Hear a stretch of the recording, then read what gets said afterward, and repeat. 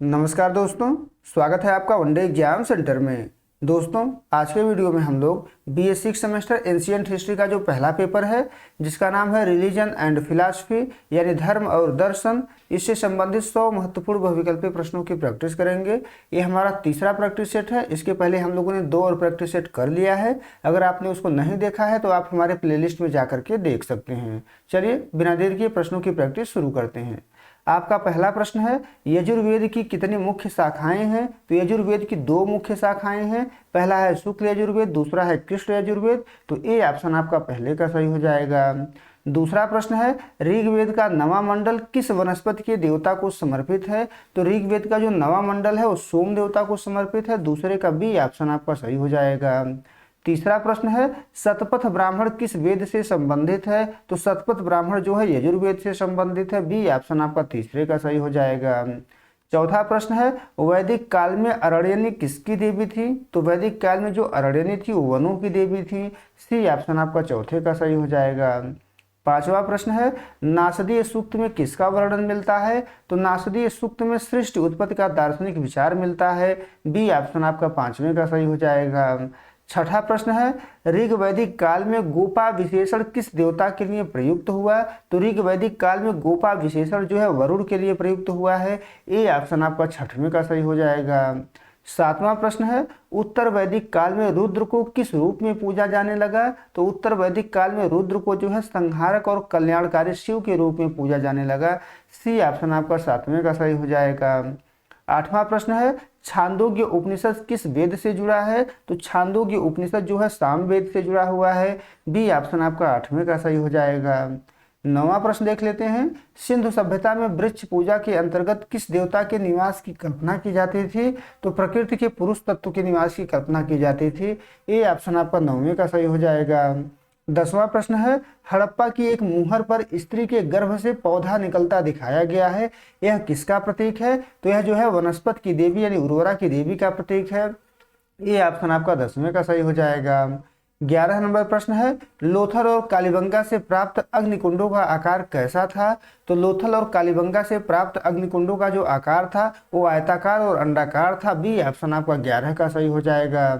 12 number प्रश्न है, सिंधु सभ्यता में धार्मिक अनुष्ठानों के समय पवित्र जल के प्रयोग का साक्ष्य कहाँ से मिलता है? तो पवित्र जल के प्रयोग का जो साक्ष्य है वो कुओं और स्नानागारों की विशेष व्यवस्था से मिलता है। सी ऑप्शन आपका 12 का सही हो जाएगा। 13 नंबर प्रश्न है, किस पशु का साक्ष्य सिंधु सभ्यता की मोहरों पर नहीं मिलता?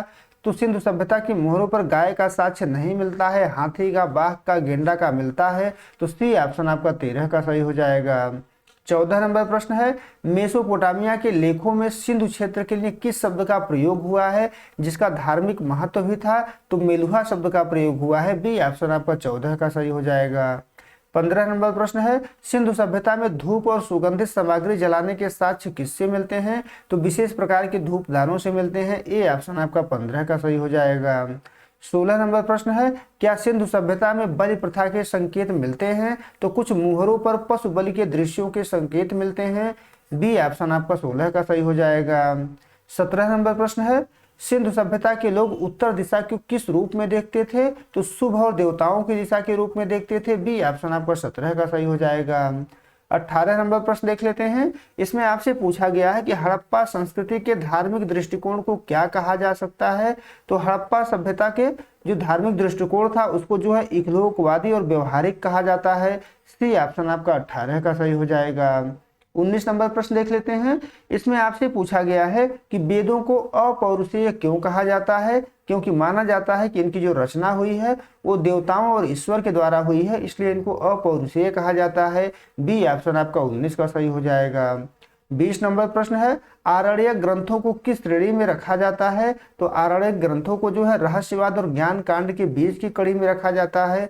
ए ऑप्शन आपका 20वें का सही हो जाएगा। 21 नंबर प्रश्न है, वैदिक धर्म में इष्ट और पूर्त का क्या अर्थ है? तो वैदिक धर्म में इष्ट और पूर्त का अर्थ होता है यज्ञ और लोक कल्याणकारी कार्य। ये ऑप्शन आपका 21 का सही हो जाएगा। 22 नंबर प्रश्न है, गोपथ ब्राह्मण किस वेद का एकमात्र ब्राह्मण ग्रंथ है? तो गोपथ ब्राह्मण जो है अथर्ववेद का ब्राह्मण ग्रंथ है। डी ऑप्शन आपका 22 का सही हो जाएगा।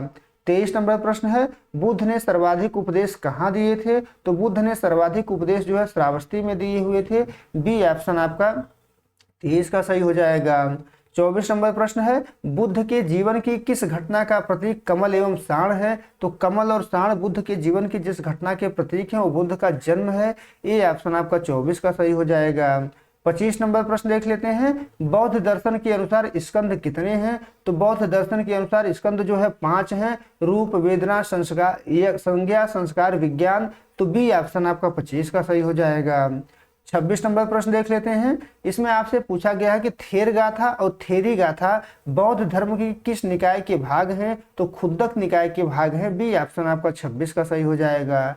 27 नंबर प्रश्न देख लेते हैं, इसमें आपसे पूछा गया है कि वज्रयान बौद्ध संप्रदाय में किस पर विशेष बल दिया गया? तो वज्रयान बौद्ध संप्रदाय में जो है तंत्र मंत्र और जादुई शक्तियों पर बल दिया गया है। सी ऑप्शन आपका 27 का सही हो जाएगा। 28 नंबर प्रश्न देख लेते हैं, बौद्ध धर्म के अनुसार अविद्या का अंत किससे होता है? तो अविद्या का जो अंत होता है बौद्ध दर्शन के अनुसार वो प्रज्ञा यानी कि ज्ञान से होता है। बी ऑप्शन आपका 28 का सही हो जाएगा। आगे बढ़ते हैं, 29 नंबर प्रश्न देख लेते हैं, विशुद्धि मग्ग ग्रंथ की रचना किसने की? तो विशुद्धि मग्ग जो ग्रंथ है बुद्ध घोष के द्वारा लिखा गया था। ए ऑप्शन आपका 29 का सही हो जाएगा। 30 नंबर प्रश्न देख लेते हैं, किस बौद्ध संगीत में अभिधम्म पिटक का संकलन हुआ? तो अभिधम्म पिटक का संकलन जो है तृतीय बौद्ध संगीत में हुआ था। सी ऑप्शन आपका 30वें का सही हो जाएगा। 31 नंबर प्रश्न है, बुद्ध के घोड़े का क्या नाम था? तो बुद्ध के घोड़े का नाम था कत्थक। बी ऑप्शन आपका 31 का सही हो जाएगा। आगे बढ़ते हैं, 32 नंबर प्रश्न देख लेते हैं, इसमें आपसे पूछा गया है कि मध्यमिका सूत्र के रचयिता कौन है? तो मध्यमिका सूत्र के रचयिता है नागार्जुन। बी ऑप्शन आपका 32 का सही हो जाएगा। 33 नंबर प्रश्न है, बोधिसत्व का लक्ष्य क्या है? तो बोधिसत्व का लक्ष्य है सभी प्राणियों की मुक्ति के लिए कार्य करना। ये ऑप्शन आपका 33 का सही हो जाएगा। 34 नंबर प्रश्न है, बौद्ध धर्म में उपोषथ क्या है? तो बौद्ध धर्म में जो उपोषथ है वो धर्म चर्चा और आत्म शुद्धि का दिन है। बी ऑप्शन आपका 34 का सही हो जाएगा। 35 नंबर प्रश्न देख लेते हैं, जैन धर्म के 19वें तीर्थंकर जिन्हें कुछ लोग स्त्री मानते हैं वो कौन है? तो वो जो है मल्लिनाथ हैं। ये ऑप्शन आपका 35 का सही हो जाएगा। 36 नंबर प्रश्न है, जैन धर्म में संवर का क्या अर्थ है? तो जैन धर्म में संवर का अर्थ होता है कर्मों का जीव की ओर प्रवाह रुक जाना। ये ऑप्शन आपका 36 का सही हो जाएगा। 37 नंबर प्रश्न है, जैन धर्म में निर्जरा किसे कहते हैं? तो निर्जरा कहा जाता है तपस्या द्वारा संचित कर्मों को नष्ट करना। बी ऑप्शन आपका 37 का सही हो जाएगा। 38 नंबर प्रश्न देख लेते हैं, इसमें आपसे पूछा गया है कि आचारांग सूत्र में किसका वर्णन है? तो आचारांग सूत्र में जैन भिक्षुओं के लिए नियमों का वर्णन किया गया है। सी ऑप्शन आपका 38 का सही हो जाएगा। 39 नंबर प्रश्न है, जैन दर्शन के अनुसार ज्ञान का परोक्ष प्रकार कौन सा है? तो ज्ञान का जो परोक्ष प्रकार है वो मति और श्रुति है। ये ऑप्शन आपका 39 का सही हो जाएगा। 40 नंबर प्रश्न देख लेते हैं, महावीर स्वामी के बचपन का क्या नाम था? तो महावीर स्वामी के बचपन का नाम वर्धमान था। बी ऑप्शन आपका 40 का सही हो जाएगा। 41 नंबर प्रश्न देख लेते हैं, गोमतेश्वर बाहुबली की प्रतिमा कहाँ स्थित है? तो गोमतेश्वर बाहुबली की जो प्रतिमा है वो श्रवण बेलगोला में स्थित है। बी ऑप्शन आपका 41 का सही हो जाएगा। 42 नंबर प्रश्न है, जैन धर्म का अनंत चतुष्टय क्या है? तो अनंत चतुष्टय जो है अनंत ज्ञान, अनंत दर्शन, अनंत वीर्य, अनंत सुख कहा जाता है। तो सी ऑप्शन आपका 42 का सही हो जाएगा। 43 नंबर प्रश्न देख लेते हैं, भगवती सूत्र में किस जानकारी का उल्लेख मिलता है? तो भगवती सूत्र में जो है 16 महाजनपदों की सूची प्राप्त होती है। ए ऑप्शन आपका 43 का सही हो जाएगा। आगे बढ़ते हैं, 44 नंबर प्रश्न देख लेते हैं, इसमें आपसे पूछा गया है कि जैन धर्म में अस्तेय का अर्थ क्या है? तो जैन धर्म में अस्तेय का अर्थ है चोरी न करना। बी ऑप्शन आपका 44 का सही हो जाएगा। 45 नंबर प्रश्न है, पर्युषण वर्ष किस धर्म से संबंधित है? पर्युषण पर्व जो है किस धर्म से संबंधित है? तो यह जो है जैन धर्म से संबंधित है। बी ऑप्शन आपका 45 का सही हो जाएगा। 46 नंबर प्रश्न है, श्वेतांबर उपनिषद में किस देवता की महिमा का वर्णन है? तो श्वेतांबर उपनिषद में जो है रुद्र की महिमा का वर्णन है। सी ऑप्शन आपका 46 का सही हो जाएगा। 47 नंबर प्रश्न देख लेते हैं, इसमें आपसे पूछा गया है कि वीर शैव संप्रदाय में पूजा का मुख्य प्रतीक क्या है? तो वीर शैव संप्रदाय में पूजा का जो मुख्य प्रतीक है वो इष्ट लिंग है। हाथ या गले में छोटा लिंग, ए ऑप्शन आपका 47 का सही हो जाएगा। 48 नंबर प्रश्न है, नाथ संप्रदाय के नवनाथों में आदिनाथ किसे माना जाता है? तो आदिनाथ जो है शिव को माना जाता है, बी ऑप्शन आपका 48 का सही हो जाएगा। 49 नंबर प्रश्न देख लेते हैं, 10 महाविद्या का संबंध किस उपासना पद्धति से है? तो 10 महाविद्या का संबंध जो है शाक्त संप्रदाय से है, सी ऑप्शन आपका 49 का सही हो जाएगा। 50 नंबर प्रश्न है, कश्मीरी शैव दर्शन किस प्रकार का दर्शन है? तो अद्वैतवादी है, जिसको प्रतिभिज्ञा दर्शन भी कहा जाता है, ए ऑप्शन आपका 50 का सही हो जाएगा। 51 नंबर प्रश्न देख लेते हैं, शिव के नटराज रूप में उनके दाहिने हाथ में क्या है? तो शिव के नटराज रूप में उनके दाहिने हाथ में डमरू है, बी ऑप्शन आपका 51 का सही हो जाएगा। 52 नंबर प्रश्न देख लेते हैं, इसमें आपसे पूछा गया है कि त्रिपुंड यानी माथे पर 3 रेखाएं किस धर्म के अनुयायी लगाते हैं? तो त्रिपुंड जो है शैव धर्म के अनुयायी लगाते हैं, सी ऑप्शन आपका 52 का सही हो जाएगा। आगे बढ़ते हैं, 53 नंबर प्रश्न देख लेते हैं, शाक्त धर्म के अनुसार कुंडलनी शक्ति शरीर के किस भाग में स्थित मानी जाती है? तो जो कुंडलनी शक्ति होती है वो मूलाधार चक्र में स्थित मानी जाती है, बी ऑप्शन आपका 53 का सही हो जाएगा। 54 नंबर प्रश्न है, लकुलिश को किस संप्रदाय में शिव का अवतार माना जाता है? तो लकुलिश को जो है पाशुपत संप्रदाय में शिव का अवतार माना जाता है, ये ऑप्शन आपका 54 का सही हो जाएगा। 55 नंबर प्रश्न देख लेते हैं, अर्धनारीश्वर की संकल्पना क्या दर्शाती है? तो अर्धनारीश्वर की संकल्पना जो है प्रकृति और पुरुष का अभिन्न संबंध दर्शाती है, बी ऑप्शन आपका 55 का सही हो जाएगा। 56 नंबर प्रश्न है, वासुदेव की पूजा का सबसे पहला उल्लेख किस व्याकरण ग्रंथ में मिलता है? तो वासुदेव की पूजा का सबसे पहला उल्लेख जो है अष्टाध्यायी में मिलता है, जो पाणिनि के द्वारा लिखा गया है, ये ऑप्शन आपका 56 का सही हो जाएगा। 57 नंबर प्रश्न है, भागवत धर्म में अर्चन का क्या अर्थ है? तो भागवत धर्म में अर्चन का अर्थ हो मूर्ति पूजा या मूर्ति की सेवा, बी ऑप्शन आपका 57 का सही हो जाएगा। 58 नंबर प्रश्न देख लेते हैं, विष्णु का परशुराम अवतार किस युग से संबंधित माना जाता है? तो विष्णु का जो परशुराम अवतार है वो त्रेता युग से संबंधित माना जाता है, सी ऑप्शन आपका 58 का सही हो जाएगा। 59 नंबर प्रश्न है, विष्णु सहस्त्र नाम का उल्लेख महाभारत के किस पर्व में है? तो विष्णु सहस्त्र नाम का उल्लेख जो है महाभारत के अनुशासन पर्व में है, सी ऑप्शन आपका 59 का सही हो जाएगा। 60 नंबर प्रश्न देख लेते हैं, अलवार संतों में एकमात्र महिला संत कौन थी? तो अलवार संतों में जो एकमात्र महिला संत थी वो अंडाल थी, बी ऑप्शन आपका 60 का सही हो जाएगा। 61 नंबर प्रश्न देख लेते हैं, वैष्णव धर्म के अनुसार वैकुंठ क्या है? तो वैष्णव धर्म के अनुसार वैकुंठ जो है विष्णु का परम धाम है, जिसको स्वर्ग भी कहते हैं, ये ऑप्शन आपका 61 का सही हो जाएगा। 62 नंबर प्रश्न है, विष्णु के कल की अवतार का वाहन क्या होगा? तो विष्णु के कल की अवतार का जो वाहन होगा वो सफेद घोड़ा होगा, बी ऑप्शन आपका 62 का सही हो जाएगा। 63 नंबर प्रश्न देख लेते हैं, श्री संप्रदाय के मुख्य आराध्य कौन है? तो श्री संप्रदाय के मुख्य आराध्य जो है लक्ष्मी और नारायण है, ये ऑप्शन आपका 63 का सही हो जाएगा। 64 नंबर प्रश्न देख लेते हैं, भागवत पुराण के अनुसार भक्त के श्रवण सोपान का अर्थ क्या है? तो भक्त के श्रवण सोपान का अर्थ है भगवान की कथाओं का सुनना, सी ऑप्शन आपका 64 का सही हो जाएगा।